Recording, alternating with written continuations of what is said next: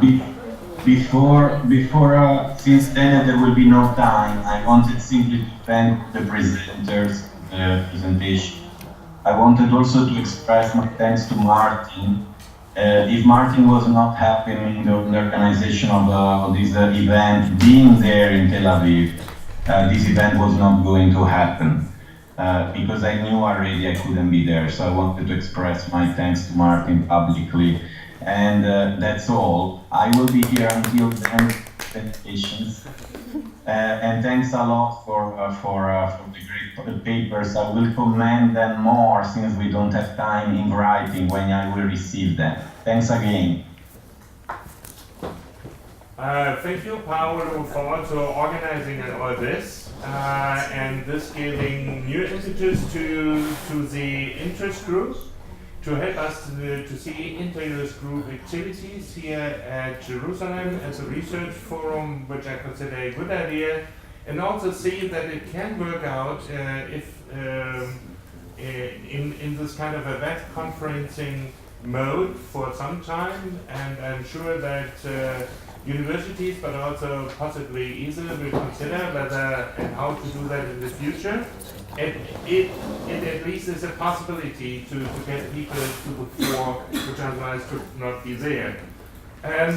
In the remaining, should I say something like 40 minutes, we basically, if you look through the program, have something like an extension of the panel that we just had, this youthful deal, because it's the both of it is in climate change, and I don't know who had the wisdom originally to make this a panel on climate change adaptation, and just to address an issue which was a no-go even 1 year ago, when all the people, including all the climate change diplomats, said we are going for mitigation and we don't talk about adaptation. In saying adaptation, we implicitly accept that climate change is not to happen, it happens right now. And I'm looking forward to see more in this discussion, because I think it is a second tier of international environmental law discussion of climate change will be the adaptation issue. And it's a wonderful panel, because I think really for the first time an international law body is undertaking to see the differences. How do we talk environmental law for climate change mitigation versus adaptation? And I think we have it set very nicely, although I would like, of course, to have had the opportunity to discuss it with Professor Deng, who wanted in a way to explain to us that potentially in adaptation, our idea of the common but differentiated responsibilities would have to be modified. I would have liked that discussion to take place. But I'm very happy here that we have two issues which I think are very core issues. One is basically human rights, or shall I say vulnerable groups in a way, and to discuss this under the heading of adaptation. And the second one is to see particularly certain ecosystems and special international environmental law regimes, and the example here would be the Arctic region. And so I introduced to anybody first Lucia Bodisova. I hope I spell it halfway correct. She's a PhD candidate of the Pavol Josef Safarik University in Košice. Košice, from the Slovak Republic. And then we have Katarina Ulirova. She's an assistant professor in international public law, Department of International and European Law, Masaryk University Faculty of Law, Brno, in the Czech Republic. So very close. We have a reunion. Yes. And so I think we start out, Lucia, with your paper, and without any further ado, you have the floor. Thank you very much, Mr. Chairman, honorable colleagues. My name is Lucia Bodisova, and today my presentation will be on Leave No One Behind, protection of disabled persons in the event of disasters. by non-state actors. So let me just first start. Disasters represent one of the biggest humanitarian challenges of the 21st century, which results in widespread loss of life, great human suffering and distress, mass displacement, or large-scale material or environmental damage, and thereby seriously disrupting the functioning of society. In 2016, over 564 million people worldwide were affected by natural disasters. As the climate system has warmed, the number of weather-related hazards globally has tripled, and the number of people living in flood-prone or cyclone-exposed coastlines has doubled. It is evident that climate change magnifies the risk of disasters and increases their cost. Diverse populations may face comparable risks of exposure to the negative effects of disasters, but their actual vulnerability is dependent on their socio-economic conditions, civic and social empowerment, and access to mitigation and relief resources. While everybody is entitled to protection, there are groups of people who are understandably more vulnerable than others, such as people with disabilities, who oftentimes are exposed to inaccessible evacuation, response, and recovery efforts. According to the World Health Organization, 15% of world's population lives with some form of disability. That makes 1 billion people. The new initiative, Leave No One Behind, highlights the need to take effective measures and actions in conformity with international law to remove obstacles and constraints, strengthen support, and meet the essential needs of people living in areas affected by complex humanitarian emergencies. Among the recent documents concerning this initiative is the 2030 Agenda on the Sustainable Development, or the Charter on Inclusion of Persons with Disabilities in Humanitarian Action. The need for legal regulation of such activities is clear because its absence, either at national or international level, may mean that the assistance provided is uncoordinated, uneconomic, or disproportionate to the needs of affected people. The purpose of my presentation is to point out the role and responsibilities of non-state actors in the protection of persons, in the protection of rights and inclusion of persons with disabilities in humanitarian actions and disaster risk management. So first of all, to start, the UN Convention on the Rights of Persons with Disabilities defines a person with disability as a person who has a long-term physical, mental, intellectual, or sensory impairments, which in interaction with various barriers may hinder their full and effective participation in society on an equal basis with others.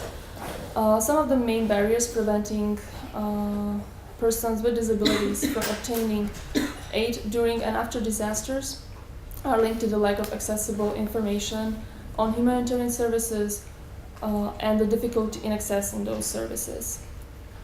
Moreover, persons with disabilities still have no significant representation in the planning and decision-making processes in order to reduce disaster risk and build disaster resilience. According to the 2013 survey on living with disabilities and disasters, which was conducted by the UN Office for Disaster Risk Reduction, 85% of the respondents from 137 countries stated that they have not participated in community disaster management or disaster risk reduction processes. This is in direct contradiction to numerous international instruments which encourage states and intergovernmental organizations or non-governmental organizations and other actors to involve persons with disabilities in such actions and such activities. Persons with disabilities are entitled to same rights as all other human beings and to equal opportunities. The UN draft articles on the protection of persons in the event of disasters confirms that persons affected by disasters are entitled to the respect for and protection of human rights in accordance with international law, including international humanitarian law, international human rights law, and customary international law. Protection may be defined as all activities aimed at assuring full respect for rights of the individual in accordance with the letter and the spirit of the relevant bodies of law. Activities can be conducted at 3 interdependent and interconnected levels. First is the responsive, second the remedial, and third environmental building. The responsive means to prevent and the abuse or elevate its immediate effects. Remedial, to restore people's dignity and well-being through reparation, restitution, and rehabilitation. And the last one is to create a social, cultural, institutional, legal, and economic environment that is conducive to the full respect of human rights. The protection of people in disasters is grounded in the principles, on universal principles of humanity, neutrality, impartiality, and non-discrimination, as well as in a set of universally recognized human rights standards. Protection does not only refer to securing the survival of physical safety of people, but rather is a much broader concept that also encompasses concerns for people's dignity and integrity as human beings. At the 2016 World Humanitarian Summit, leading humanitarian agencies launched the Charter on Inclusion of Persons with Disabilities in Humanitarian Action, which expresses the determination of states, the UN agencies, organizations involved in humanitarian contexts, and organizations of persons with disabilities to take humanitarian action inclusive of persons with disabilities and to take all steps to meet their essential needs and promote the protection, safety, and respect for the dignity of persons with disabilities in situations of risk, such as disasters. The Charter addresses these concerns in 5 key areas. First is ensuring that there is no discrimination. Second, providing equal access to humanitarian services. Third is involving people with disabilities and organizations that represent them in the response. Fourth is developing global guidelines to improve strategies, data collection, and monitoring of inclusion. And the last one is to encourage closer collaboration among humanitarian actors and local partners. And the humanitarian agencies also called for the development of guidelines on the inclusion of persons with disabilities in humanitarian action. As stated in the report of the UN Office for the Coordination of Humanitarian Affairs, it needs to take concerted action when it comes to institutionalizing inclusion of all at-risk groups through organizational policy and practice, gathering better data that includes people with disabilities and empowering vulnerable crisis-affected people in including them in decision-making processes at every level. In July 2016, the Interagency Standing Committee established a task team led by a tripartite co-chairing agreement comprising UNICEF, the International Disability Alliance, and Handicap International. The guidelines will assist humanitarian actors, governments, and affected communities to coordinate, plan, monitor, and evaluate essential actions that foster the effectiveness and efficiency of humanitarian action, resulting in a full and effective participation, inclusion of persons with disabilities, changing practice across all sectors and in all phases of humanitarian action. The final review and validation and production is planned for late 2018, so we have to wait and see for a little bit. And so, turning to the non-state actors, several international documents reiterate that in case when a disaster manifestly exceeds state's national response capacity, the state has the duty to seek assistance from other states, UN agencies, and other potential actors. Non-state actors can, in diverse ways, assist governments by formulating needs, suggesting suitable solutions, and providing services complementary to those provided by governments. The UN General Assembly resolutions 43-131 and 46-182 stress the important contribution made in providing humanitarian assistance by intergovernmental and non-governmental organizations working with strictly humanitarian motives. And the affected states are invited to facilitate the work of these organizations in implementing humanitarian assistance, in particular to supply of food, medicines, or healthcare, of which access to victims is essential. Surprisingly, considering the vital role of NSAs in fostering human rights protection, their direct human rights duties and responsibilities have not been widely addressed by the UN human rights machinery nor literature.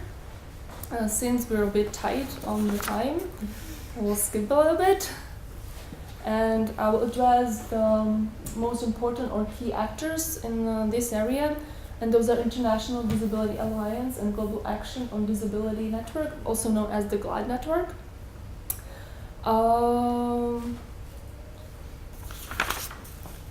And since we don't have that much time to go in detail, I will just conclude that disasters are and will be a challenge for the international community due to their increased frequency, extent, and complexity.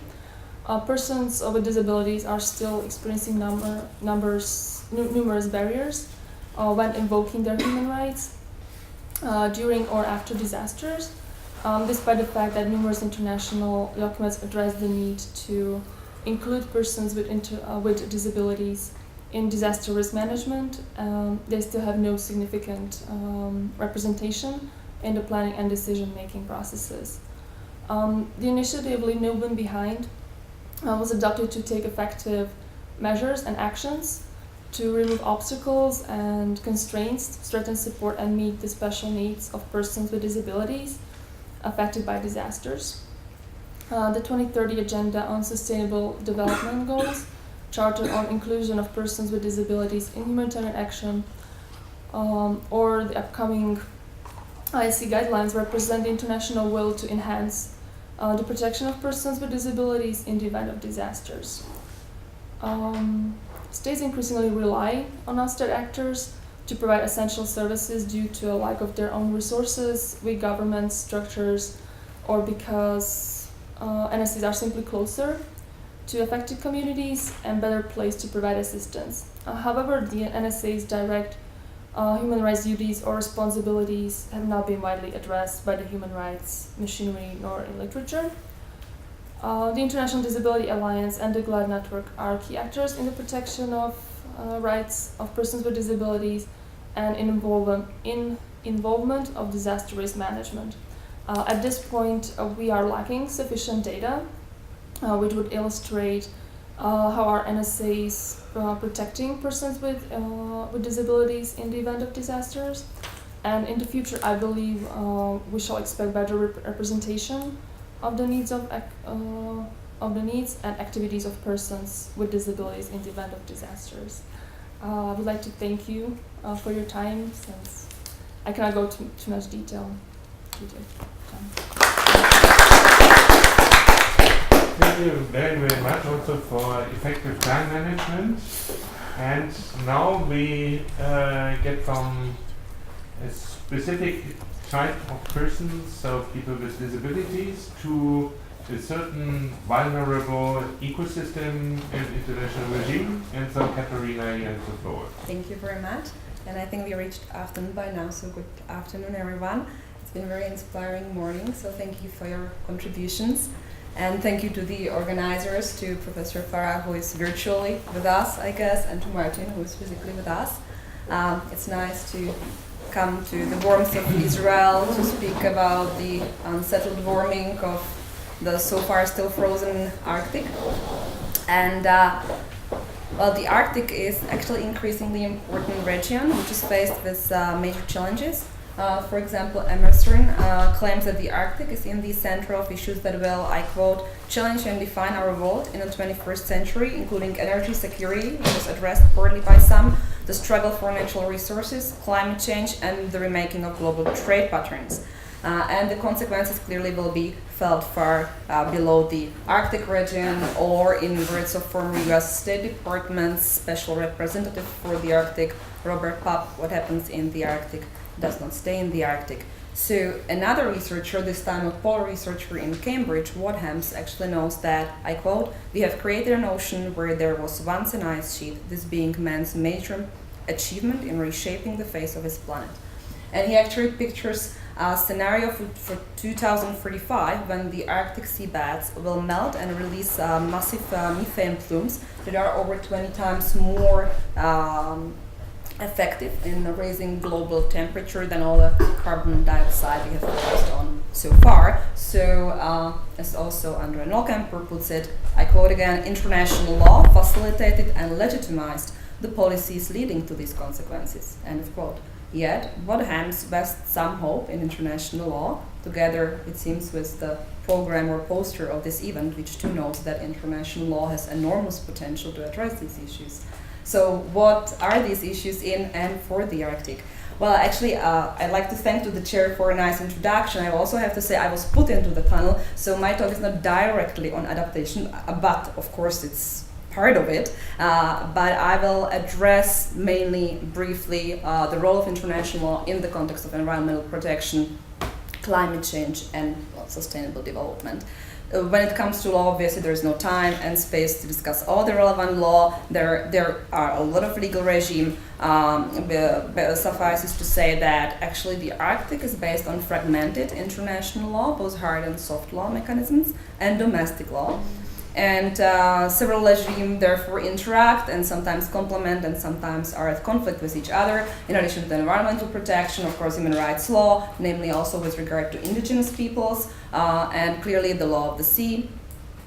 We also have the global common patterns, the global commons frameworks, which I think some of you also discussed previously. And last but not least, also the Arctic Council and the developing regime of the Arctic Council. Just in 2017, there was the last agreement signed, agreement on enhancing international Arctic scientific cooperation. However, there is a general framework lacking on the Arctic, and states so far are reluctant to actually sign any or comprehensive treaty as opposed to Antarctica. So they sort of prefer to see Arctic Council as the predominant forum for international cooperation, which, however, as I will refer to in a minute, is rather problematic in terms of effectivity. So we can thus say, as Karsten also does, that the Arctic is defined by change that goes beyond physical transition, and the dynamism is reflected also in the way how we approach and the way we approach and how we approach the Arctic through international law and policy and politics. And for example, Steinberg presents the ongoing contest to approach the Arctic as between competing imaginaries, ideas about what the Arctic is and what it can or should be. And this is not just a mere rhetoric, since if a given imaginary actually poorly captures the current state of Arctic affairs, its strong and widespread reinforcement can lead then countries to approach the region in such a manner. So as a key example of this, Kirsten provides the example of uninformed discourse, the 2008 Ilulissat Declaration. This document was signed by 5 Arctic states, and I quote, "It is notable in that it broke absolutely no new diplomatic or political ground," end of quote. The declaration simply puts forth that the 5 states formally agree that the international governing structure of UNCLOS, the United Nations Convention on the Law of the Sea, applies to the Arctic Ocean as it has since it was created, and as it does to all oceans. So why would the existing regime need to be formally asserted and signed onto in such a manner? Presumably, the only reason to produce a declaration asserting that the Arctic is normal would be if someone else were suggesting otherwise. And to be sure, there are many someones suggesting that Arctic is not normal. So if we now actually enter some of these Arctic imaginaries, first one can be an ice-free Arctic will allow for increased resource exploitation and trade across the Arctic's water. And clearly it will so, but there are also some buts. The route historically known as the Northwest Passage is much debated recently, as it would reduce the length of voyage between the Atlantic and Pacific Ocean by an astonishing 9,000 kilometers. And Canada, in this context, is trying to establish its claims for the Northwest Passage route as its internal waters. The significance of Canada's initiatives has been to convert, therefore, waters that may at one time be in a part of territorial sea or exclusive economic zone. Canada's sovereignty claim over the passage has been disputed by most Arctic countries, including US, Denmark, Norway, Russia, which consider it to be an international strait. So we have international strait and internal waters, and of course the determination of legal status of the North Passage is then imperative. But it should be also added that the actual benefits of this new route may remain limited in the coming decades, as an totally all-year ice-free Arctic is unlikely, at least not that soon, to be all-year ice-free. And moreover, there are different types of moving ice, some potentially very dangerous, which will remain a frequent impediment for many ships using these shipping lanes. And as for increased exploitation, there were some talks addressed already. Some of you addressed the issue of extraction. I think Konstantinos to some extent touched upon that. Clearly, less ice means more options for exploitation. But again, this massive new exploration and exploitation activity also sort of presents some challenges in offshore areas in the coming decades. Because as some scientists and scholars argue, there are following obstacles. First, there are doubts raised as to the reliability of the estimates, which are huge, like the oil and gas combined.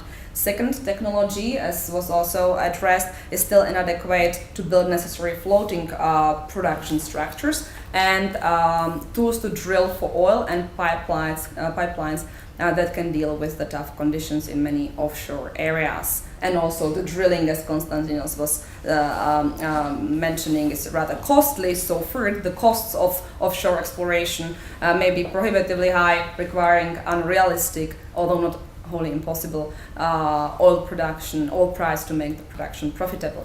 But all these limitations actually don't alter the fact that the perceptions of the Arctic resource potential have a large impact on territorial claims. And speaking of territorial claims, is the Arctic for grab? So again, there were these imaginaries that there is some contest over the territory, but Arctic, as being predominantly an ocean, means that the majority of it is subject to UNCLOS, to which all Arctic countries, but the US are party to, but US at least with some statements, including the president, though not this president, but the previous president, making statements that provisions are considered to be part of customary international law. In turn, and unlike Antarctica, therefore, which has essentially been internationalized, all land falls under the sovereignty of Arctic states. And there is still some misconception continues that somehow these areas of this region are up for grabs, mainly in mainstream media, but also some scholars engage in such presentations. For example, I quote Sale and Potatov: "The scramble for the Arctic's minerals may lead to conflicts that threaten not only iconic animals, but world peace itself." End of quote. Russian flag planting with a submarine on the seabed in summer 2007 was a large catalyst to this modern idea of the Arctic as a place of some competition over territory and resources. But those of you who, I know I talk to the learned audience, so we all know that actually the Arctic states so far, in the context of overlapping continental shelf claims, follow the procedures and adherence to the UNCLOS delimitation provisions. So, of course, there are ways how to Article 76, etc., how to prolong the continental shelf if the claim is strong. Now, this continental shelf claim discussion is clearly connected also with the global warming, in a sense that, as I said, less ice means more extraction activities, which can also bring us to the protection of the Arctic environment, and also how is the concept of sustainable development managing to balance the two or not. Because the Arctic Council actually claims that the main goal is to protect the regional environment on the one hand and promote sustainable development. So the Arctic Council identified, in fact, sustainable development as the key objective. But unsurprisingly, disagreement among Arctic states was quite huge over the definition and boundaries of sustainable development. We also had some, if not disagreement, but discussion between Thais and I think Sergio and others over the sustainable development. So I will just add that in that context of the Arctic, this has led to substantial delays in devising a program for the working group on sustainable development, and consequently it also circumvented focusing on several controversial issues. So the Arctic Council-wide, there is a large potential. Well, the funds are limited, the enforcement mechanism is lacking, and it is also restrained by states' desire to maintain their sovereign rights to freely exploit natural resources. So the regional interests of the body's member actually differ widely. For example, the US has refused to discuss security issues with Arctic Council, explaining why the organization is still largely focused on environmental issues. And speaking of US and extraction activities, we can go to Alaska for a moment, where 87% of state budget comes from oil and mineral related activities. And this brings one of the most contentious disputes concerning the Arctic to the fore, what I already mentioned, resource extraction versus environmental protection. And then we have plethora of arguments and suggestions. Many environmentalists and scholars refer to the view of the Arctic as a vulnerable environment that must be protected from human activities as the nature reserve imaginary. But others, like Kirsten, argue that environmental arguments are often accompanied by the paternalistic assumptions that northern inhabitants somehow lack the desire for or are better off without material development, while they face drastically lower educational, health, and economic outcomes, particularly when those Arctic areas where resource operations are taking place have the highest economic indicators. And also we have Greenland development also highly contingent on natural resources. So while it's true that commercial actors largely concentrate on profit maximization, Arctic residents, some of them, well, they maintain more diverse positions, which include interest in simultaneously protecting the area they call home and improving their well-being by capitalizing on local resources. And considered in that light, it is particularly important to redefine how we conceptualize and realize Arctic investment. The Arctic Institute speaks quite ambitiously about the chance to turn economic growth into human development, as they call it. In any case, it's clear that the Arctic requires a development structure capable of promoting a diversified local economy. While the European Arctic is effectively transitioning toward the human development, for example, Alaska's socio-economic advancement is still heavily reliant on resource extraction. And in addition, complex revenue systems for offshore industries can mean minimal local benefits. So, for example, in Alaska, beyond 6 miles offshore, the revenues gained go entirely to the federal government, with no share going to the state of Alaska, while the Deepwater Horizon and Exxon Valdez disasters illustrate the level of damage that oil pollution can cause to local fishing, local and tourism, sustainable lifestyles, and the environment. And also we know that despite a huge cleanup operation, there is much damage still after 20 years. So the last point relating to human rights, if I may, is the implication of climate change for human rights protection with special focus on indigenous peoples. Because that also, I think, partly follows up into what Larry was presenting, the challenges connected with climate change are increasingly perceived as much broader issues related to poverty reduction, peace, human rights, and even human identity. And indeed, the violations of environmental law can be conceptualized in various ways. And just to give you the examples, climate change litigation, in this context, of the Arctic, the Inuit people, they tried to raise human rights concerns first in 2005. The Inuit Circumpolar Council submitted on behalf of all Inuit of the Arctic regions of the US and Canada a petition to Inter-American Commission on Human Rights, claiming that US violates obligations to reduce greenhouse emissions, which in turn violate the rights of the Inuit people to life, preservation of health, etc. And it was actually asserted that human rights obligations should be interpreted in the context of relevant international norms and principles, such as the principle of just discussed sustainable development, obligations under Kyoto, FCCC, and obligation to avoid transboundary harm. And although the Inter-American Commission rejected the petition, it was one of the first linkages between climate change and human rights in that context. And while this strategy of using human rights framework for in relation to environmental issues is not new. This was the first instance where it was used in relation to global environmental problem. And 10 years later, this linkage was recognized in the Paris Agreement, which includes an explicit reference to human rights. And indeed, the adoption of Paris Agreement has been followed quite a trend of climate change litigation, and there are cases testing the boundaries of the law actually being heard in different jurisdictions, including in the Philippines now against the corporations, and in 2008 they planned some missions. And another petition, this time submitted by the Arctic Athabascan Council, has been filed with the Inter-American Commission in 2013, which actually claims that rapid Arctic warming and melting caused by emissions of black carbon by Canada is breaching the human rights violations of the Athabascan people, but the case has not been decided yet. And it is ironic that the polar region contribute very little by way of green gas emissions, but they are disproportionately affected by climate change. This also raises issues of equity, and a good example, and the last one, is the native village of Kivalina in Alaska, which is at the brink of being washed to the sea.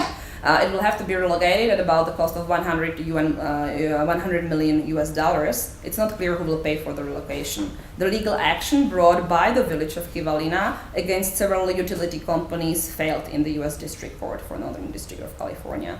So overall, this international law increasingly addresses Arctic indigenous peoples' human rights in the environmental context, but at the same time there are several limitations.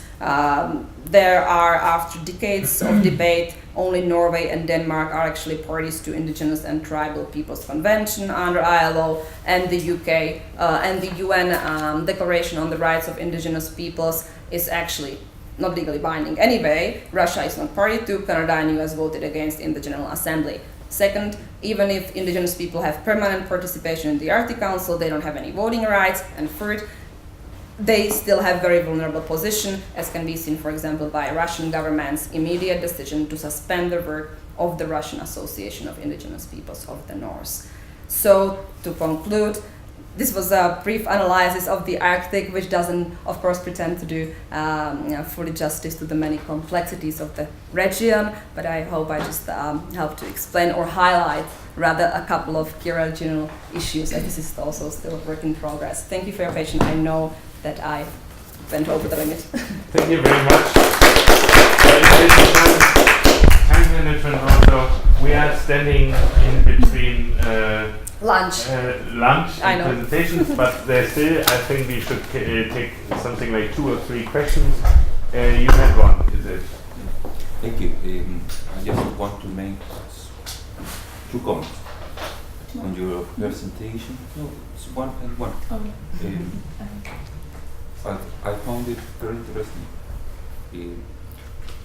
Try to focus, if you can, I mean, your future paper or article on the problem of mental disability, because this is quite an amazing area that has not been addressed, and particularly in the last rules of the International Law Commission. Professor Valencia Espina, the rapporteur, has addressed the problem of human rights, but probably he missed the point on disasters and people and disabled people. Okay, so if you can work on that, because it would be quite interesting. And on your paper, you try to take a look on the Convention Biodiversity Article 8, letter G, and the other, the Nagoya Protocol, might be of your interest. I wrote a recent article that will be published by Springer Verlag on the topic, not of course on the Arctic, is more related to countries, and in the area that Professor Stoll has pointed out. I mean, the lack of legal rules related to biological diversity and the possibility to change the biological diversity, or some of the species, or some representative members of the species to other sites following scientific viewpoints, just to make them survive. Because if the water, or I mean the sea level increase in any place in the wall, well, we will face that they will die. I mean, they don't have the capacity just to move in a way in which they can survive. As some scholars were pointing out in the 1980s and 90s, they thought that they might be able to move, but it's a matter of research today that there is no possibility for them to survive. Just that. Thank you, I appreciate that, and I approve the comments, because actually what you said, I think there was also this very recently on the Seychelles, they decided to exchange part of their sovereign debt for marine conservation, like 15% of to have the marine protected areas, precisely Wonderful. because I just they see all a nice bilateral lunch discussion, but we have another intervention. So I'm sorry, I just had to manage a little bit our time. Very quickly, Katerina, fascinating discussion and fascinating topic. We have been working on Arctic-related issues for quite a long time at the University of Aberdeen in collaboration with other institutions in Russia and other places. So I would welcome the opportunity to read through your paper once again and provide more detailed feedback. About the Arctic, I just want to say very quickly that risks and costs are indeed very high, and given the geopolitical context and political uncertainty in the region, I would hazard to conclude that everything that is going on there is about oil. it's about what? Oil. It's not just about oil. In fact, I would say that Sure. oil is quite below the risk of the reasons that everything is now happening in the Arctic. Now, another comment on your nice introduction about climate change adaptation. I was doing some research on territorial disputes, and I was looking at the ways that territorial disputes end. I was very interested. I was actually striking when I came across a very bizarre reason for territorial disputes end, and that's the disappearance of the subject of the dispute. And I'm referring to islands. So there is an island that used to be an island between Pakistan, and it was claimed by India and Pakistan, the Numur Island, and that island disappeared due to climate change, which resulted in the water level being rising, and that led the island to disappear. And one of my colleagues told me, "Is that the future of dispute resolution in terms of island disputes in the world, climate change?" Very good remark. Thank you very much. Are there other interventions, comments, or questions? I don't see any. Then I close this panel and hand over to Paolo. Are you still there? Would you like to conclude the IG workshop altogether, please?